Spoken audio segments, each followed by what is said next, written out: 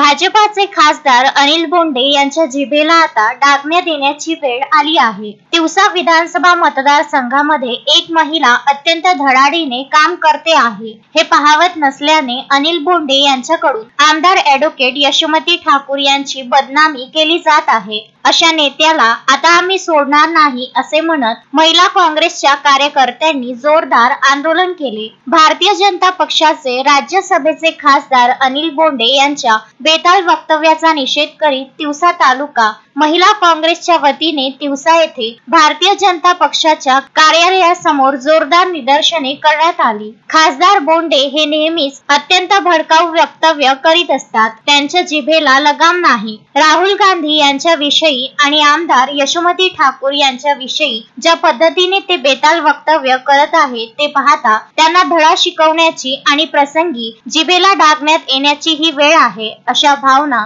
महिला कार्यकर्त्यांनी व्यक्त केल्या। जिल्ह्यामध्ये काँग्रेसच्या वतीने अनेक विकास कामे केली जात आहे। तिवसा मतदारसंघामध्ये आमदार ॲडव्होकेट यशोमती ठाकूर यांनी केलेल्या कामाचा धडा आणि त्यांना मिळणारा जनतेचा प्रतिसाद पाहून बोंडे यांच्या पोटात दुखत आहे। मात्र त्यांच्या या निंदनीय वक्तव्याचा आपण तीव्र शब्दात निषेध करतो। जनता त्यांना आता धडा शिकवल्याशिवाय राहणार नाही असेही यावेळी महिला कार्यकर्त्यांनी आपल्या भावना बोलून दाखविल्या। यावेळी रुपाली काळे, कल्पना दिवे, रोशनी पुनसे, प्रिया विघ्ने, संगीता राऊत, अर्चना राऊत, उषा चौधरी, सावित्री वाघमारे, कल्पना राजूरकर, शारदा अधम, कल्पना खडसे, अमृता चौधरी, अन्नपूर्णा चौधरी, सीमा कठाने यासह आदी महिला कार्यकर्त्या उपस्थित होत्या।